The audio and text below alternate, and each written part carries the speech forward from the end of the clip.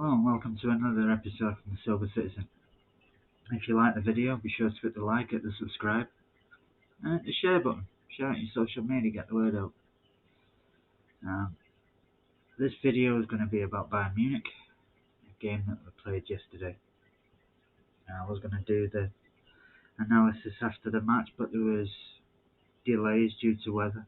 By the time the match had finished, I had to go to bed, as I had a busy day today. But anyway, here we go.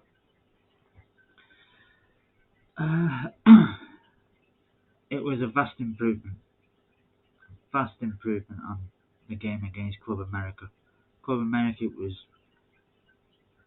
was weak. I'm not going to go too much into Club America. I've done a video about that game, but the game against Bayern Munich was a vast improvement. The passing was better, it was more crisp. The pressing was better, all over the pitch from the team. The balance of the team was better, probably because we actually had a left back playing left back. We had Aki on the left side, left footed. Diaz on the right side. And we had a goal scorer, Ireland, who had 4 chances. First chance he had, back of the net. Second chance he had, he went to square it. I think if he'd have shot it, I think he'd have probably scored. Looking at the angle you get from behind Ireland, I think he'd have been able to put it in. But he glanced across the middle, saw 2 City players, who I think was Mahrez and probably Bernardo or De Bruyne, something like that. I can't really remember, but there was 2 people there. One of them was definitely Mahrez, and he went to square it. And the defender that was running back to get back to him, I think it was Upamecano or something, got his studs on it and knocked it out for a corner. I think if he'd have gone for the shot, I think he'd have probably scored again. But he didn't. Unselfishly, he went for the pass. Give it a couple of weeks for me, he's shooting. Third chance, Grealish squared it for him, edge of the box. It's going on target. Beat Neuer all ends up. That had gone in the back of the net. Defender got a block in, went out for a corner. And his other chance, Bernardo squared it. He smashed it into the net again. Only Bernardo got flagged for offside, so definitely a danger. Definitely. And he played well. City played well. Like I said, the pressing was a vast improvement than it was against Club America. The passing was more crisp. The balance of the team was better. The performance all round was better. The good thing about this game, we also had linesmen that were doing the job and not waiting for someone in a van parked miles away to do a job for them. They were actually doing the job that they were paid to do. Like I said, Ireland got flagged for offside. The linesman flagged. Gnabry put the ball in, the linesman flagged that. I don't really think the linesman with Gnabry though was convinced. They say that you can tell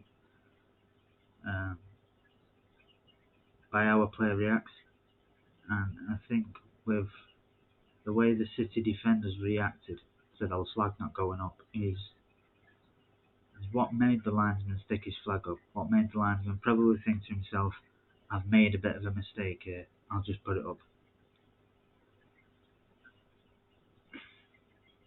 Looking at the replay, was he offside?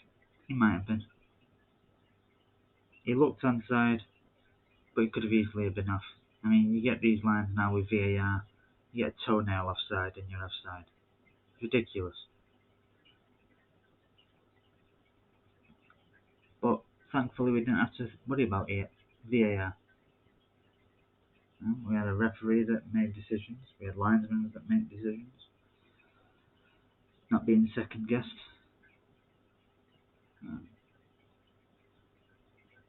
think it took a while for the game to get going again after the restart. I mean, it got delayed because of a weather warning, and then as soon as Ireland put the ball in the net, the players went off again. You'd see the lightning flashing in the skies for a good 10 minutes before he went back to the studio to where Ned Manura and Sean Goto was talking with someone else. And when he came back out, I think it probably took about 10 minutes for the players on both sets of players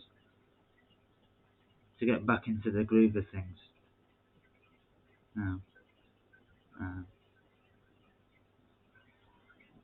But it was a decent game. There was good chances from either side. Edison came off his line and reacted quite a bit, quite quickly a few times.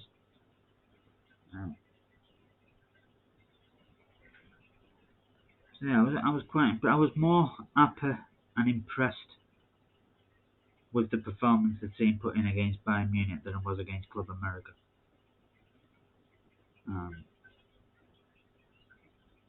It made me a little bit more confident that we could be ready for the start of the season against West Ham.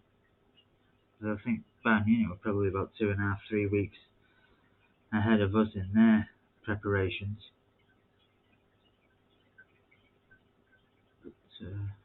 But I was quite happy and quite impressed with the performance. Even more so with the quality of opposition we were playing against.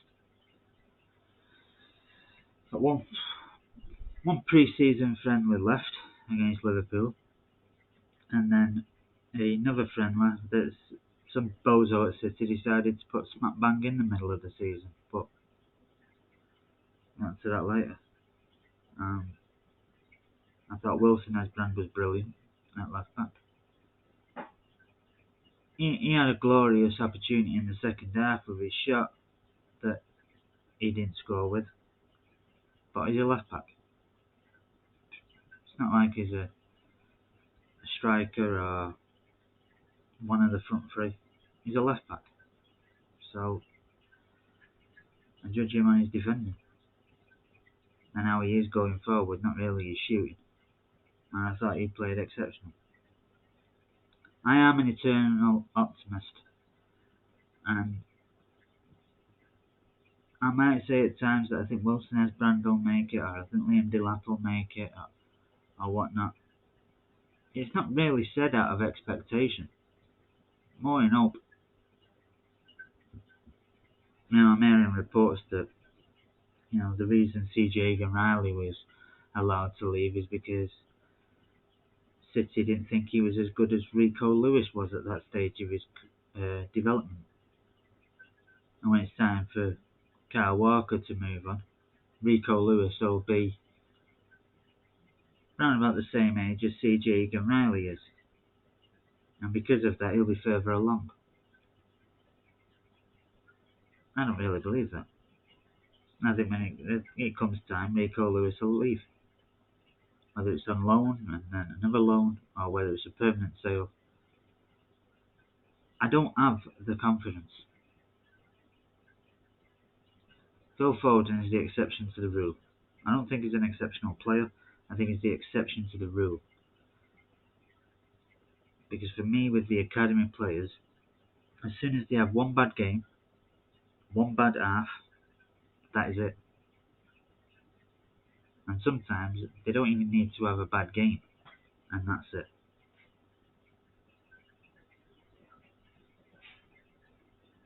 People we spend money on can have as many bad games as they want.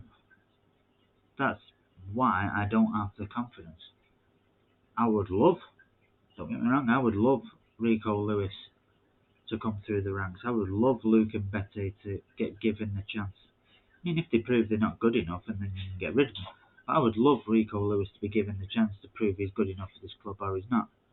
I'd love Luke and Betty to get given that chance, and Joshua Wilson Esbrand, and James McAtee, and Cole Palmer, Keke, Liam Delap.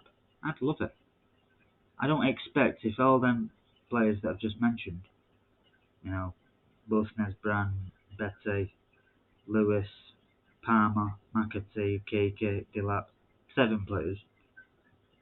I don't expect all 7 players to prove they're good enough for this club. I don't.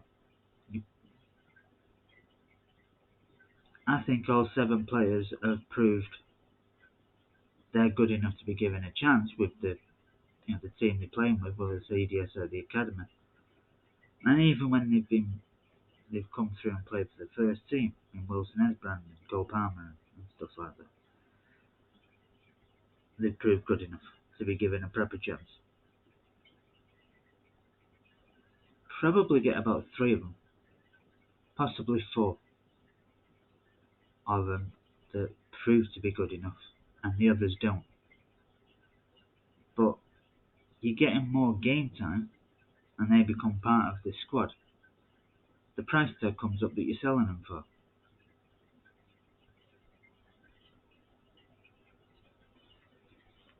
Yeah? I think if Romeo Lavia would have been given the opportunity to prove he's good enough for this club this season and proved not to be good enough, and then City went out and bought someone, I don't think Romeo Lavia is bringing in 14 million. He's probably bringing in at least 25. Because he'll be a lot further ahead. He'd have had a season training and playing with the first team players and with Pep. He'd have had the experience. He'd have played Champions League games.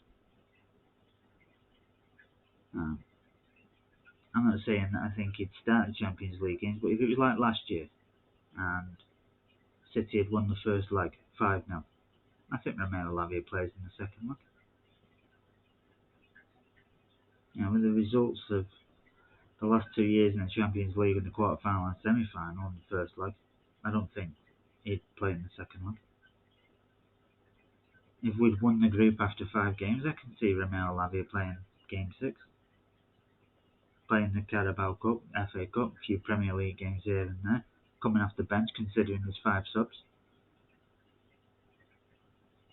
You get a hell of a lot more just by giving them the chance. And I'm not going on about giving everybody a chance, but the players that prove to be good enough in the EDS, you give them the chance. If they don't prove to be good enough, you're making more money when you sell them. If they prove to be good enough, you're saving them a shitload of money. You're saving a shitload of money on buying someone. So it's a win-win for you. And then you've also got the knock-on effect of the players coming through in younger groups, thinking, well, if I put the effort in, I'll get given a chance. Whether I play for the first team is down to me. Just having one player come through doesn't give me the hope. Well, it gives me the hope. I have the hope, but it doesn't give me the expectation that it's going to happen.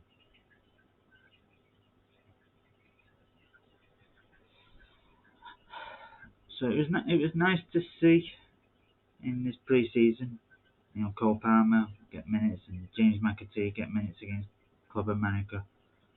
Just Wilson-Esbrand playing against Bayern Munich. Lewis coming on against Club America and Bayern Munich. And Bette playing against Club America. It was nice to see the kids play with the first team. They'll probably play against Liverpool.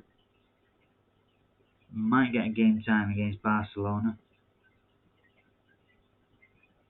So it was nice to see, but as much as I hope there's a place for them,